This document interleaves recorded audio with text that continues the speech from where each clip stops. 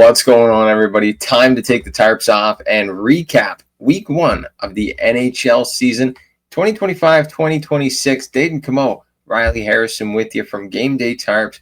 Riley, how have you been enjoying the NHL season so far? Oh, it's always a blast, man. Like, I don't even know if you can describe it. Is there a better feeling after months? Like, it was the same thing playing. Like, summer is boring, and yeah, there might be a tournament here or something going on, or a camp or whatever, rookie camp that you kind of get excited about, but nothing like the season starting up and it meaning something. So, yeah, I'm all for it. It's been a great start. Definitely has been lots to look forward to. So let's jump right into it here. The first set of games, we'll start off with the Florida Panthers and the Chicago Blackhawks. What did you like out of the first game of the season from Bedsy and the Barkov-less Florida Panthers? Yeah, I think, Chicago played well. They almost, came away with that 3-2 loss. Florida obviously wins that. But I think that's exactly what Chicago has been looking for out of their team to start the year, was just compete. Don't get destroyed. And they didn't. So I was happy with them. Bedard looks better. He said he worked on getting faster. I only heard he looked faster. It's hard to tell when you don't watch him 82 games last year and then watch him this year. You don't notice the difference, but I'll take people's word for it. He's faster. But yeah, Florida starts their cup defense with a win right out of the gates. And although the injury bug did start to hit them, I believe it was this game, at least this week. So we'll see if they can overcome more injuries that started to fall. Yeah, about Bedard's speed, I think I saw a clip that friend of the show, the prospect Don, posted. Stephen Ellis said Bedard got like 1 kilometer per hour faster. So it's not really that noticeable in the long run, but in the first couple of steps, his acceleration has got better, but it's not something you're going to see too much of, like if you're looking too closely for it. But yeah, I do think the Chicago Blackhawks played a decent game. Obviously, they're not. I don't think anybody had them taking over the Florida Panthers in this one, just because of the dominance the past couple of years in Florida. But I do think Chicago played a pretty good game, and it's something to build off for the young team going forward. Yeah, and it was banner night, cup night, right? So Florida was amped up, and for them not to get destroyed, watching all that, sitting around waiting, team intros, all that together, and they only lost by 1. Spencer Knight played really well. Good to see Spencer Knight do good against the Florida Panthers. True. He obviously had it circled, right? So, yeah, I think, I'm just happy for the Blackhawks. I think that they have a chance. And, yeah, prospect Don, tune into him if you can, because he knows a lot about the Blackhawks if you have any questions about any of the prospects for them.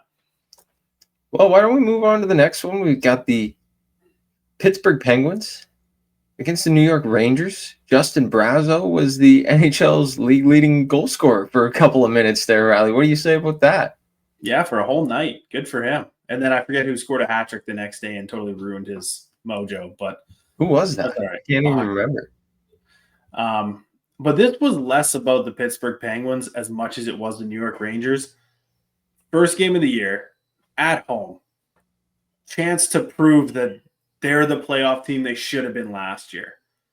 And they lay no goals on rookie Artur Silovs in net with Igor Shesterkin in it, right? Like, to me, they fell apart. You got Panarin, Miller, Zibanejad, Trocheck, right? However far you want to go down the list. And they couldn't put 1 past Silovs. I don't know.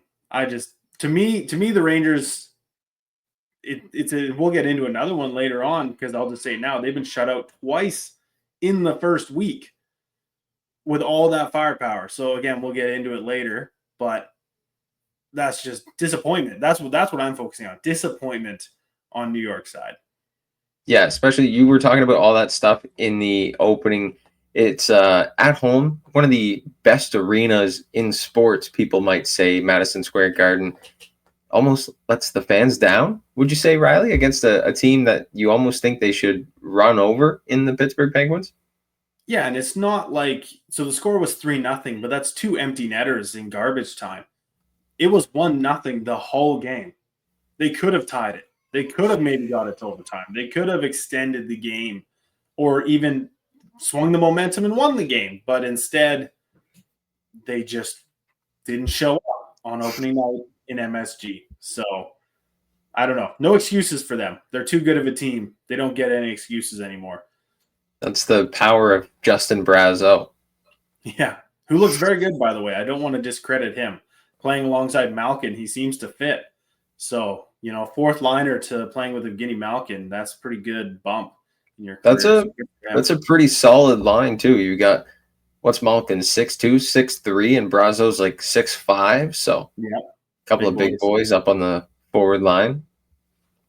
Let's go to the next game, though. Battle of Alberta. We know friend of yours, friend of mine. He called us co-workers, but we know we're friends. Dak Parr, he had his eyes close on this one. Calgary and Edmonton, obviously McDavid signing the deal on October 6th, like friend of the show, Dan Powers, correctly guessed. And, Oilers, they looked all right in this one. What did you think of the Oilers? I don't know what I really liked about their performance.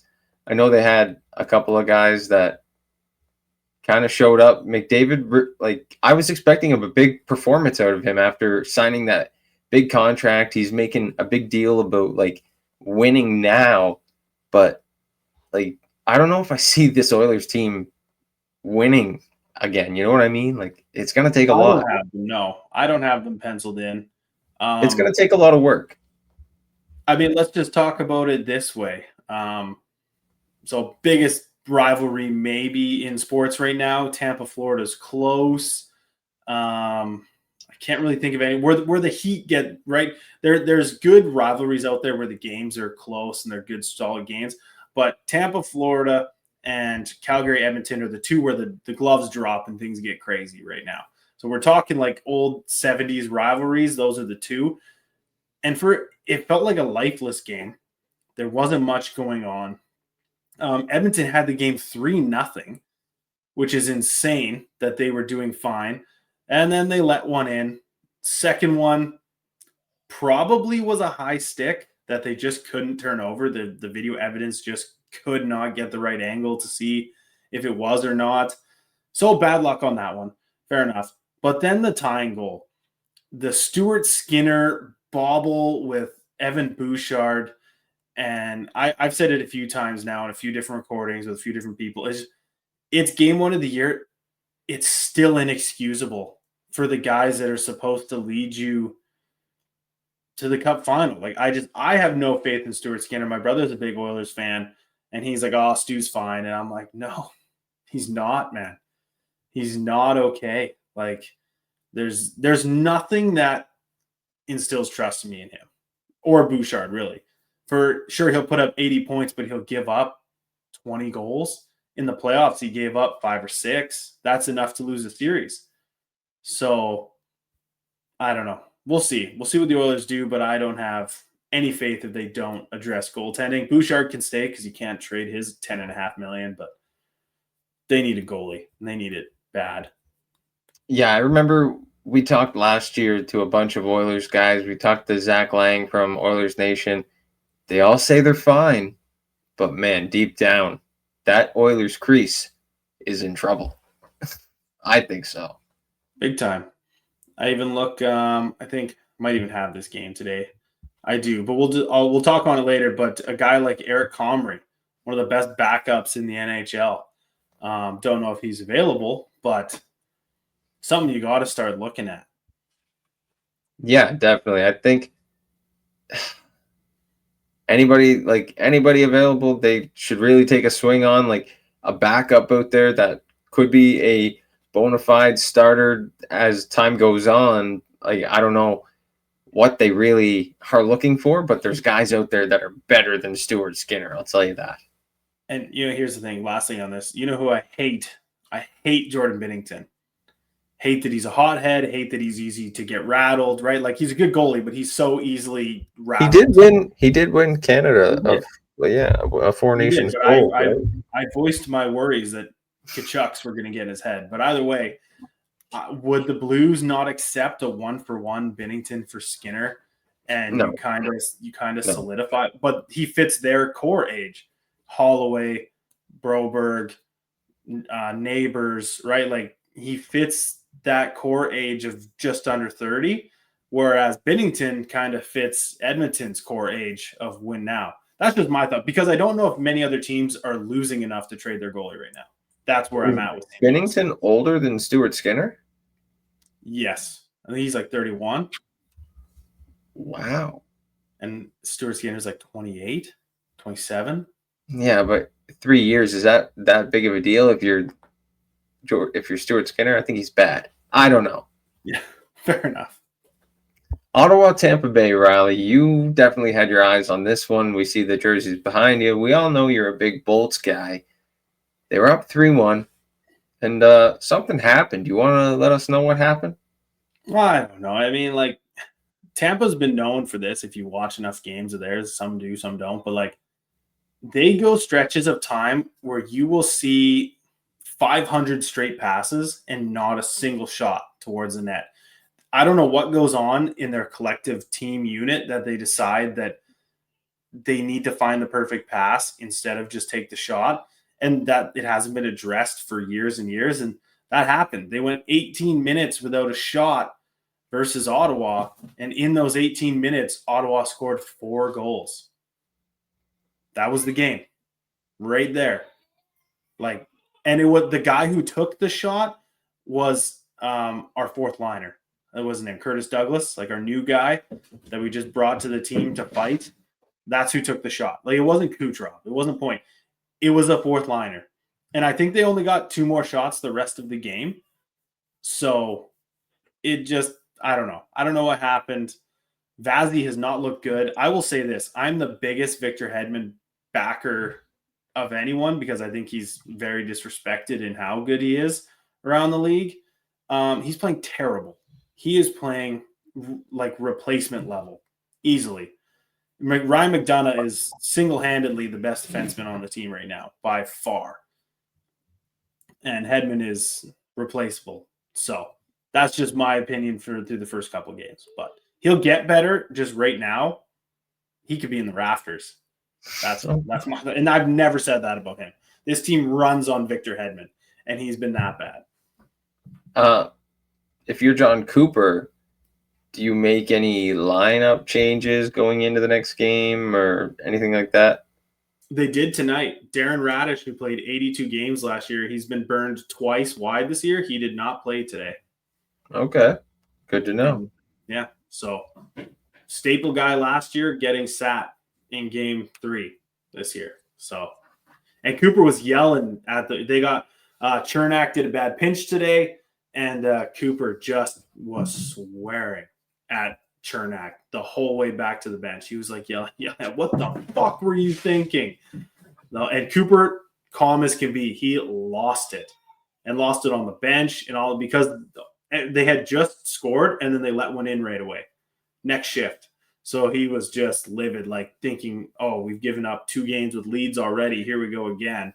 So, yeah. Yeah, definitely not a coach you want to make mad, John Cooper. He doesn't look like a hothead, but I don't think I would like to see the mad side of John Cooper. You know what I mean? Exactly. All right, Centennial jerseys getting brought out at home at Little Caesars Arena. Detroit, they're looking good. Sending Pelika the first game. Michael Bransignigaard, first game. They lay a stinker. 5-1 to Montreal. I don't really think it was that crazy of a game. Montreal took advantage of the chances that Detroit gave them, and it was just kind of a sloppy game from the Red Wings. I'll admit it. They just didn't come out like they should have. Yeah, and Todd McClellan let them have it in the post-game media. You know, he said, I'm sure you've already went and talked to some of the players, and they're like, oh, we'll get over it. And he said, well, when are they going to get over it? It's been years for some of these guys. Time's now to get over it. So he's not happy. And this is good, maybe it's bad. Their best pair, and actually, like as of yesterday, the third best ranked pair in the NHL in terms of like whatever the background stats are, was Edvinsson and Sandin Pellikka. They were the third best pair in the NHL to this point. They were the only pair not a minus in that game versus Montreal. So, and they led them in ice time. They led the Red Wings in ice time more than Moritz Seider as well. So there's huge trust in them, young guys playing together. But yeah, you get your 100th season underway. You're looking to turn your team around after bad years, and you go out and lose 5-1. This to me is the bad game of the week, like the loser game of the week. Even though the Rangers had their stinker, like this, the 100th year, all that, this was the worst game of the week, in my opinion. And Gibson, their goalie they just traded for, 5 goals against on 13 shots. Just not what you want to see. Definitely. Well, two teams looking to kind of turn their seasons around. We've got the San Jose Sharks and the Anaheim Ducks, the young, all-star studded San Jose Sharks, as you would say now. Michael Misa coming up, Sam Dickinson coming up to play alongside guys like Celebrini and Smith. What did you like about this game, Riley? This was my game of the week. Okay. All right. You don't get very often two of the worst teams in the NHL that just go guns blazing. 7-6 overtime win for the Ducks. Leo Carlsson capped it off. Not a good night for the goalies. Mrazek 6 goals on 23 shots. Skarov 7 goals on 43 shots. But Celebrini and Smith both had 3 assists. Seneca had a goal and an assist in his second game. He's got 2 goals in 2 games. Cutter Gauthier had 2 goals. McTavish had 3 assists. So all the young stars that you want to see doing well are doing well right out of the gates. So to me, that what a blast. And then Leo Carlsson scored the overtime winner, which was just awesome to see as well. So fantastic game, in my opinion. Best one of the week. I didn't get to watch it personally. I watched the highlight package. I mean, anytime you get that many goals, 13 goals in a game, it's just a blast. So you just want to come out on the winning end. And Ducks did this time. Definitely. I don't know if it's better that the offense went off like that, if the teams are going to be happy about their offense or worried about the defense, both giving up 6 or more, right? Hey, there's a really good guy at number 1 or number 2 this year in the draft if you don't have good defense. So I wouldn't be too worried about it if I were them. I thought we said the Pittsburgh Penguins were going to get them. They might. But they're playing pretty well. That's true. That's true. Some West Coast rivals, or Western Conference rivals. You can't really call Calgary the West Coast, but Vancouver, Calgary. There's no line brawl like there was years ago. I wish that still kind of happened, but in this one, Vancouver got the best of Calgary, 5-1. Riley, what did you like about the Vancouver Canucks in this one? I picked this game as a game to highlight this week because I didn't like it. Okay. The reason I didn't like it is because Calgary decided to play Wolf back-to-back nights and then play him Saturday as well. And the back-to-back nights showed.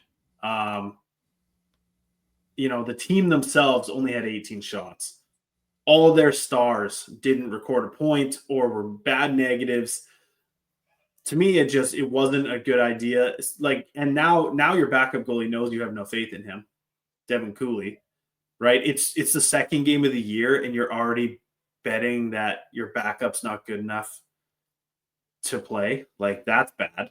So to me, and they didn't play Perek again in this game. So I just don't know. I didn't like any of it. I'm happy for the Canucks, though. They got really good production out of their younger guys. Hedl scored 2 goals. Lecker-Mackey scored a goal. I don't know. I just wanted to rag on the Flames a bit for deciding that they needed to play Wolf 3 games in a row in 4 nights, and it just didn't work. Yeah, too bad Dakota's not here. He could have gave us his Flames fan insight on that one. He might know a little bit more about why the Flames don't trust Cooley, if that's what it is, but we'll have to see what they do going forward. I'm interested now. You brought a little bit of interest into my mind about the Flames in that situation, because you can't override a goaltender. There is such thing as load management. So they're going to have to kind of be careful with that going forward. Absolutely. Washington, New York Rangers, the second game of the week for the Rangers. What did you think of this one? Ovi was kind of Ovi as always. Yeah, he assisted the only goal, which was the Beauvillier tip. But this is the second one I wanted to highlight where the Rangers got shut out 1-0 again. Where's the offense? Right? Like clearly, and I don't know, I mentioned Shesterkin earlier as being a big part of this team. He's only let in 2 goals in these 2 games where they've been shut out. So I don't want to rag on him a whole bunch. But he's getting no support up front.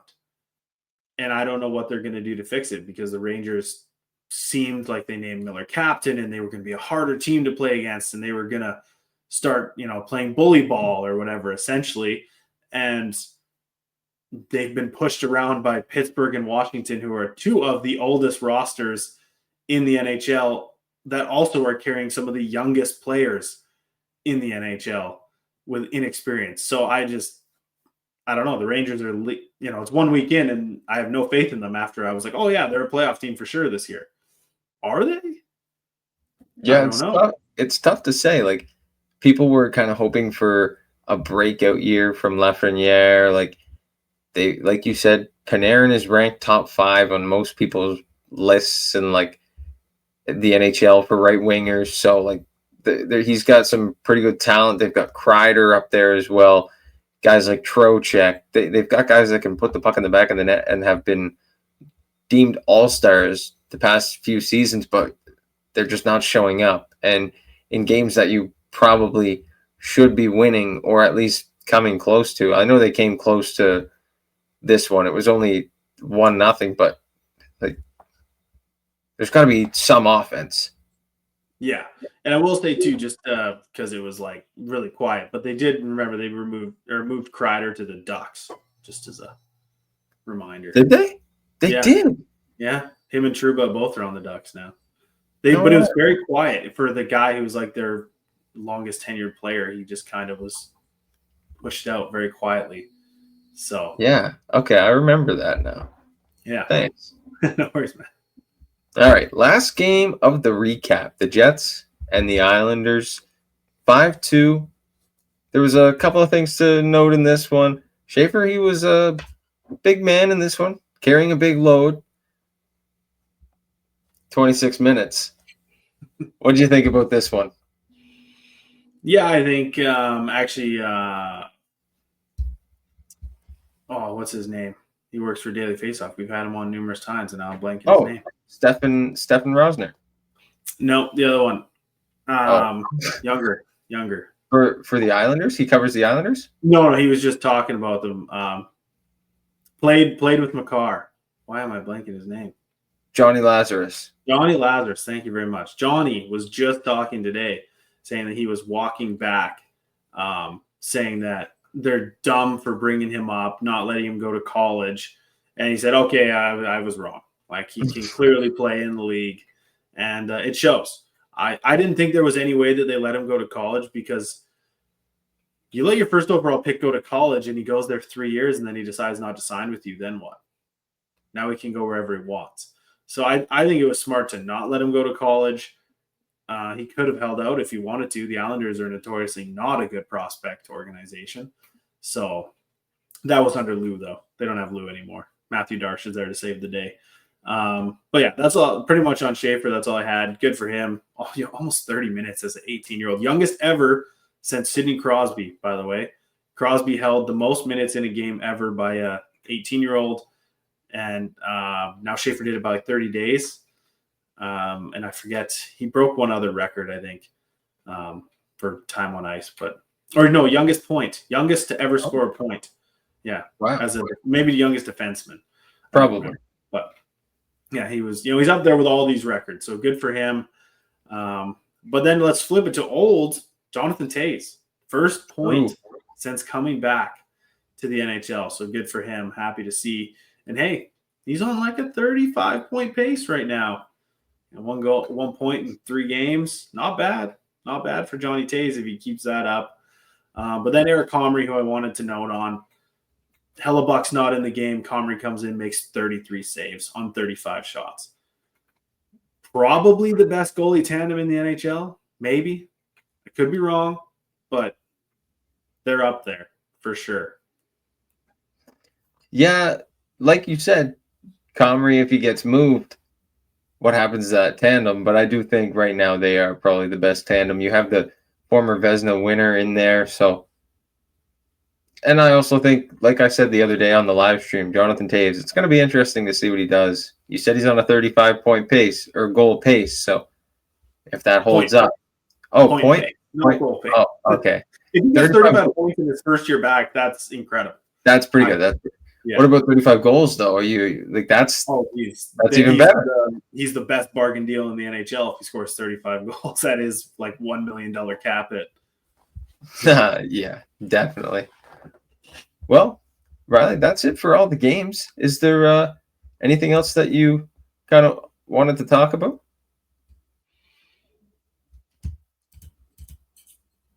No, not really. I think that's pretty much it. I'm looking forward to next week. If you want to tune in, we're going to do a Tarps On preview for week 2 in the NHL. So go tune in there. These we're going to try and get this time down. This was almost a half an hour. We want this to be about 15 minutes max. So I'll try and keep my mouth shut a little bit more next time and have some fun with it. But this was good. This was our first ever Tarps Off recap, and I'm excited to start this segment with all the guys. Guys will be popping in and out as we go. So it's going to be fun. Yes, sir. Thanks for tuning in, and keep your eyes tuned on the page for recaps, previews all season long, right here on Game Day Tarps.